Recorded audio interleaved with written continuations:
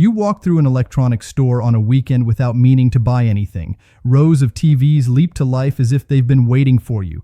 Bright, infinite loops of nature documentaries, CGI-heavy space scenes, overly saturated food montages, all stitched together with that same polished silence.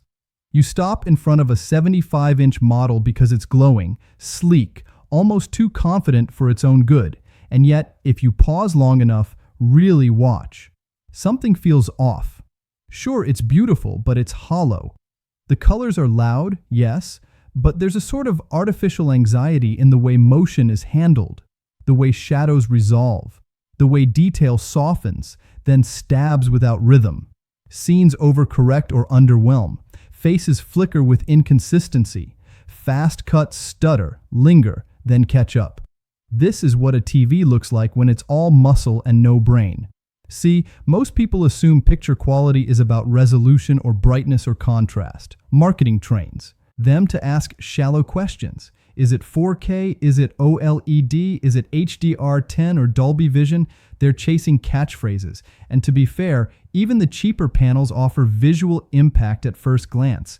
But what no one tells you, and what manufacturers often quietly avoid, is that these features don't work well without something deeper holding them together. That something is intelligence. Not artificial intelligence in the science fiction sense, not a robot behind the screen, but a kind of learning adaptation awareness. A neural engine that doesn't just display content, but understands it. In the same way eyes don't see without a brain interpreting the world, modern displays don't show without signal processing, elevating the image into emotional reality.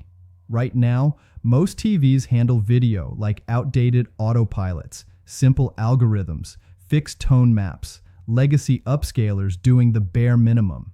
We're talking about systems that try to understand a 240p YouTube clip or a compressed 1080p TV broadcast and blindly stretch it to fill 4K or 8K screens. The results? Flat faces, over-sharpened edges, puffy, ghostly motion in sports. Films that look washed out when they're not supposed to, or worse, movies that were mastered with depth, with intentional shadows or soft backgrounds, get flattened because the system doesn't understand context.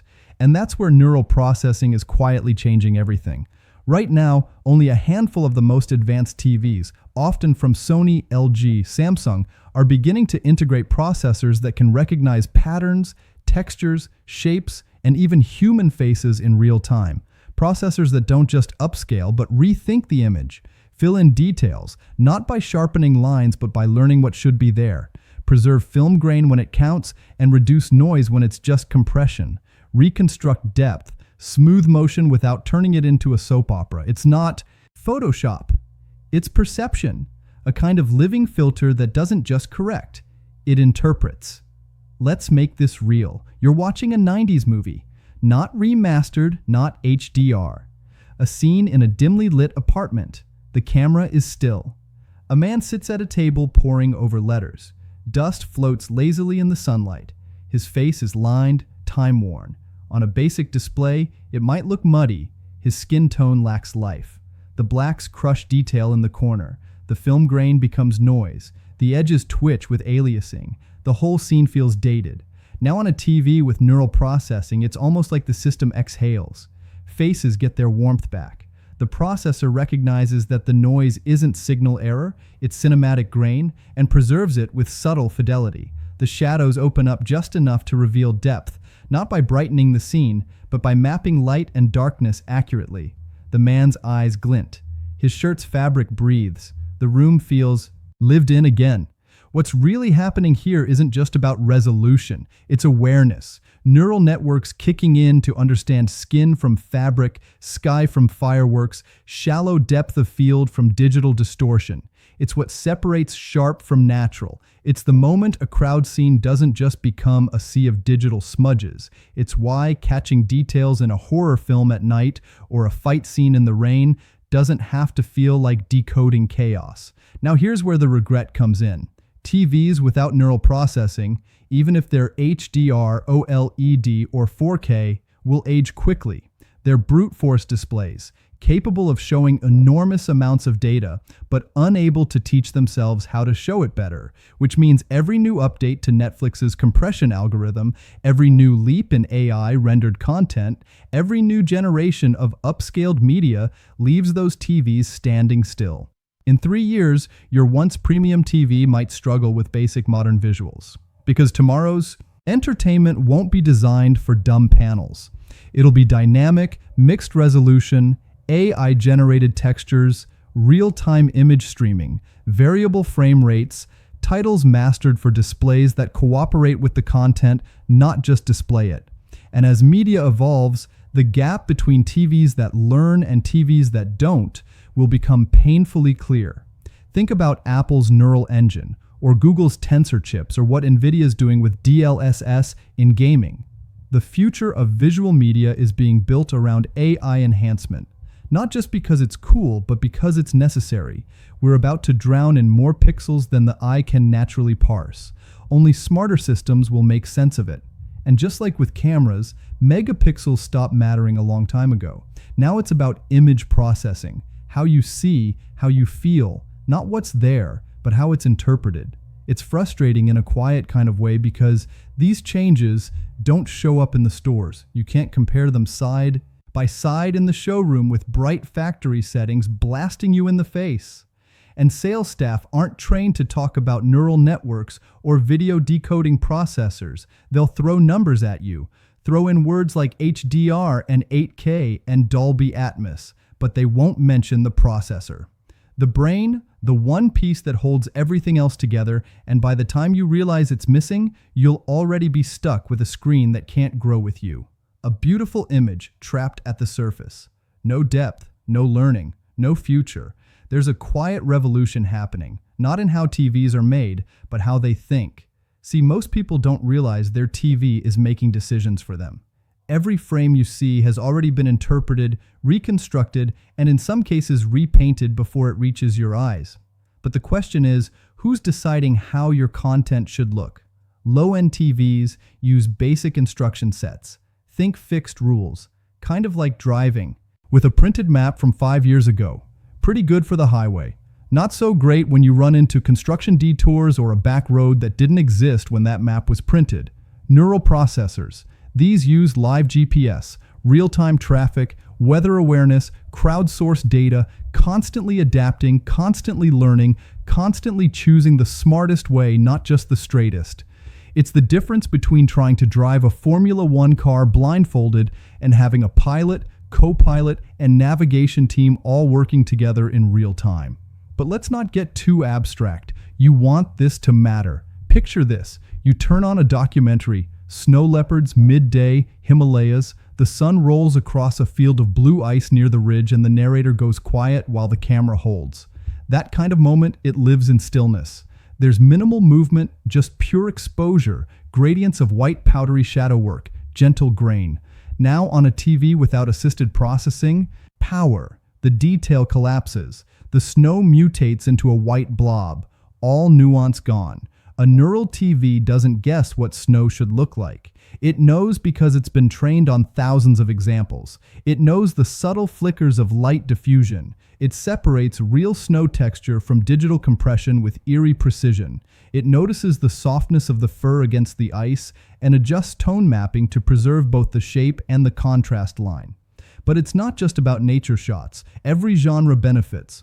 Watch fast anime with high-speed pans, and any standard 60 Hz panel with linear processing will leave trails and judder. Mechas blur instead of slice.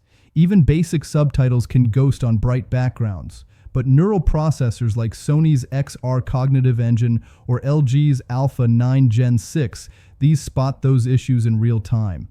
Text movement, facial lines, background speed. They tune color, motion, clarity, frame by frame. Even subtitles get treated with respect, less jitter, more clarity, no more mismatched lighting when dialogue bounces between daytime and night scenes. What's wild is none of this is new science. Phones do this already. Cameras do this already. Tablets do this already. It's TVs that lag behind, because for years the assumption was simple. The bigger the screen, the better the experience. But we've hit a point where bigger doesn't mean better. It means more exposed. The larger the display, the more visible every flaw becomes. The rushed edits, the low bit rate streams, the moments where an actor's cheek shimmers like plastic because the TV panicked and guessed wrong how to upscale skin tone. Neural processors don't panic. They breathe. They pause. They observe. Their inputs pull from depth databases, and not just in a generic way. They categorize scenes, indoors versus outdoors, day scenes versus night scenes, animated versus live action, faces versus objects. Even emotion gets clocked subtly, not to manipulate you, but to distinguish expression from glitch. It's almost eerie how well it's working now. I saw it the other day during a rerun of No Country for Old Men. There's a nighttime truck stop scene. Dim lighting, lots of silence. The tension relies on shadows doing most of the storytelling. On a standard TV, it looks murky, unmemorable. Details get choked out. Edge flickers. But with real-time adaptive tonal processing, you see the difference instantly. The TV recognizes the low light scene, adjusts contrast subtly, keeps the blacks deep but not crushing. You can still see texture in Lulu's denim jacket. The glow of the overhead neon runs soft, not clipped. And Javier Bardem's eyes, those terrifying, unreadable eyes, stay sharp without overexposing the whites. It's also invisible if it works, but once you've seen it, you can't go back. And here's the heart of it. The future of content is getting messier. We're talking mixed frame rates, variable refresh rate shows, interactive content that demands subframe accuracy, AI-generated footage being stitched into real video, TikTok clips upscaled to 4K YouTube HDR with legacy SDR scenes edited in. This isn't the polished, handcrafted cinema pipeline anymore. This is chaos. If your TV doesn't have a brain, it won't survive that chaos. And brands know this. That's why Samsung's been pouring research into their NQAI Gen 2 processor, why LG's leveraging deep learning from millions of visual patterns, why Sony's working on context-aware image tracking per scene. Some of these chips compare over 50 reference layers per frame, not per second per frame, just to make sure what you see doesn't fall apart. They're not trying to make your content better than reality. They're trying to protect it from getting worse than it deserves to be. Because let's face it, no one turns on their TV excited to analyze tech specs. They just want the feeling to be right. They want the smile to break just before the line is delivered. They want the shadow behind the door to stay still long enough to make your skin crawl. They want the tear on a cheek to look like water, not pixels. They want a fight scene to feel chaotic but not unreadable. They want meaning, not just motion. And a neuroprocessor, if it's doing its job, brings that to life for you quietly. One final thing people tend to miss. Neuroprocessors don't just help your content look better, they protect it from your settings. Let's be honest, most people never calibrate their TVs. They leave everything on default. Eco mode, vivid mode, sharpness turned all the way up. Motion smoothing on, which is partly their fault, but mostly bad UX. Good neural TVs already know that, so they adapt around you. Some analyze ambient lighting in your room. If it's daytime, they nudge brightness and contrast curves so you still get rich blacks. At night, they flatten brightness peaks so whites don't burn your eyes. They detect room reflections and adjust backlight clusters subtly. You don't press a single button, it just happens. That's not just tech, that's empathy. And one day, when you sit next to a friend watching the same movie on two different setups, one with neural processing, one without, you won't need a side-by-side comparison. You'll feel it immediately. One looks sharp, one looks alive. And in that moment, you'll understand not just what you're missing, but what was possible. It's kind of a cruel joke, isn't it? We finally reached a point where TVs can be rolled like paper, hung flush to a wall like framed art, or disappear into furniture at the tap of a button. Yet, the single most important part of the viewing experience, how you feel when you're watching, still hinges on something you can't even see from a shelf, the processor. And most buyers won't notice what's missing until the return window's closed and the honeymoon's faded. Here's the contradiction no one likes to talk about. TVS are lasting longer, but aging faster. Let that sink in. Screens stretch into 5, 6, even 8-year lifespans easily. Physically, they work. Pixels light up. Colors shine. Features technically function. But those long years don't account for the rapid shifts happening underneath the surface. Content formats, streaming codecs, AI-assisted rendering, real-time user-guided overlays, layered metadata. Your TV could be perfectly fine on the outside and hopelessly outdated on the inside. That's the new planned obsolescence. And that's why in 2 or 3 short years, budget-focused TVs, even the flashy ones with good brightness or solid panels, will start to show their age in weird, horrible little ways. Motion blur where it never used to be. Faces that don't quite look human anymore. Movies that feel wrong even when you can't point to why. Neural processing isn't just about performance. It's about graceful aging. Even when the content changes, even when streaming compression gets worse in the background, even when platforms shift, your TV should keep the core of the image, story, tone, intent intact. Not just for now, but through years of change. That's what these smarter TVs are being designed for. Not to be the best today, but to avoid becoming unwatchable tomorrow. And here's where that gets personal. People don't just watch content anymore. They live in it. TVs are more than home entertainment. They're therapy, they're Friday decompression, they're rainy Sunday background noise, they're how grandparents see their faraway families. They're how parents share childhood films with their kids.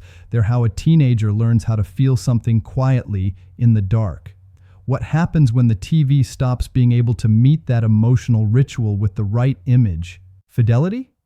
What happens when the screen shows you the lines but not the meaning? You pull back quietly. You start watching your phone more. You switch to your laptop. You stop inviting people over for movie nights.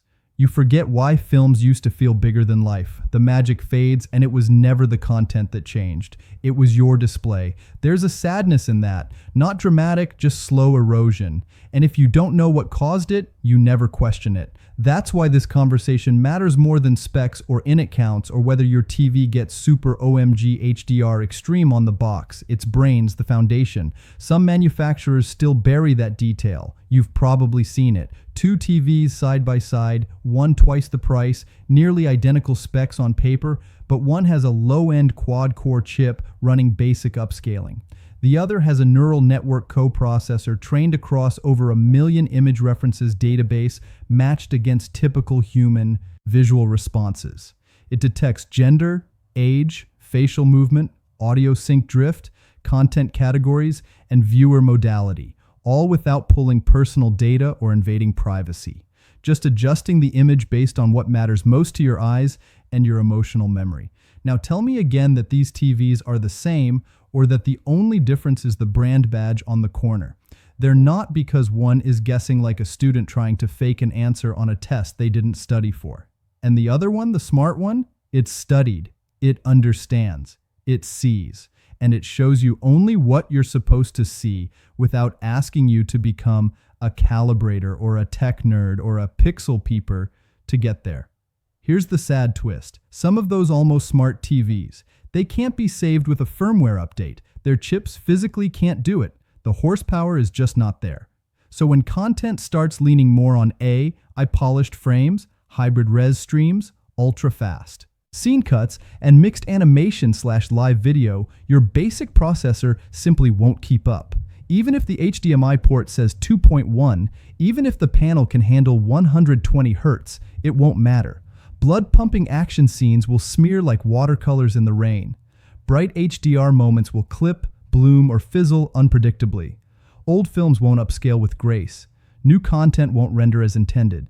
And 2 years from now, you'll sit down to rewatch a favorite, something you cried to once or whispered, "Wow," during once, and the feeling won't be there. Not because you've changed, but because your TV couldn't keep up.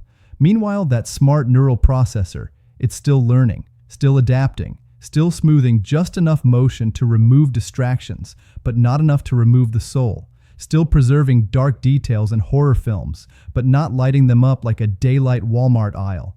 Still recognizing skin tones and sunlight and artificial light. Not just applying a blanket color filter like everything is the same orange glow music video. Still capable of separating the delicate from the fake, the real from the enhanced, the meaningful from the meaningless. It's not fast food for the eyes, it's film reinterpreted with sensitivity. And when everything else fades, the hype, the specs, the loud YouTube thumbnails, this is what will matter. Not just what the TV could play when you bought it, but how softly it evolved with you. How quietly it stepped aside so the movie could step in. So ask yourself something. The next time you walk into a store or swipe through the promos, the next time the display shouts OLED, the next time the spec sheet flexes 8K, the next time they tell you it's future ready because it checks boxes, ask the one thing no ad wants you to ask. What processor is inside this? What does it know? What will it learn? What can it protect you from? As things shift, and more importantly, when your room falls quiet and the lights fade and your favorite scene begins, will this TV, this screen you trusted, do it justice? Will it hold it gently, correct it silently, and let you feel what the creator meant? Because somewhere down the line, a few years from now, you'll look back. You'll try to remember why certain movies suddenly didn't move you the same way, why clarity mutated into chaos, why texture collapsed into harshness, and you'll realize it wasn't the film, it was the TV. They want one that's smart enough to work. Before you go, hit that subscribe button. We don't just review, we expose. From the hype to the hidden failures to the tricks brands hope you'll never question. So, hit like, tap subscribe, and join thousands of smart shoppers who already know smart spending starts with asking smarter questions.